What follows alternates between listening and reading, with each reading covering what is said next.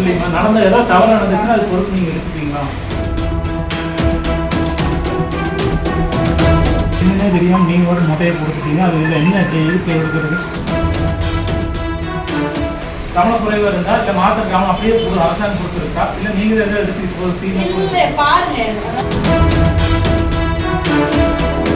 இவர் ராஜுங்க மாமா.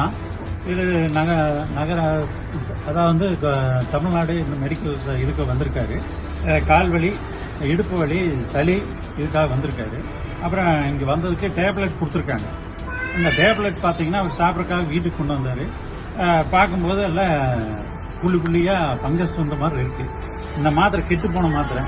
ஆனால் டேட் பார்த்தீங்கன்னா வேலிட் இருக்குன்னு போட்டிருக்கு.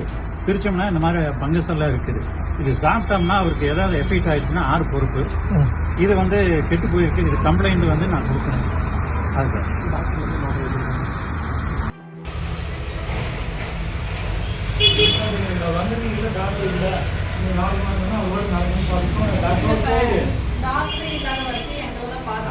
நடந்த ஏதாவது தவறு நடந்துச்சுன்னா அது பொறுப்பு நீங்க எடுத்துப்பீங்களா?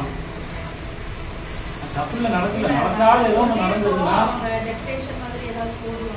அப்ப நீங்க முன்னாடியே கவனக்குறைவா இருந்தா இல்ல மாத்திருக்காம அப்படியே அரசாங்கம் கொடுத்துருக்கா இல்ல நீங்க எதாவது எடுத்து பாருங்க. அதாவது டிசம்பர் 25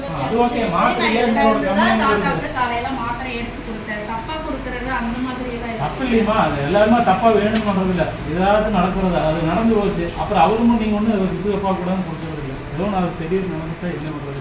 அவர் அந்த டைம்ல வலி இருக்குன்னு சொன்னதுனால அந்த வலி மாத்திரை நீங்க ஏதோ டாக்டர் கன்சல்ட் பண்ணி கொடுத்துருக்கலாம். என்னன்னே தெரியாம நீங்க ஒரு முட்டையை கொடுத்துட்டீங்க. அது இதில் என்ன இருக்கு எடுக்கிறது?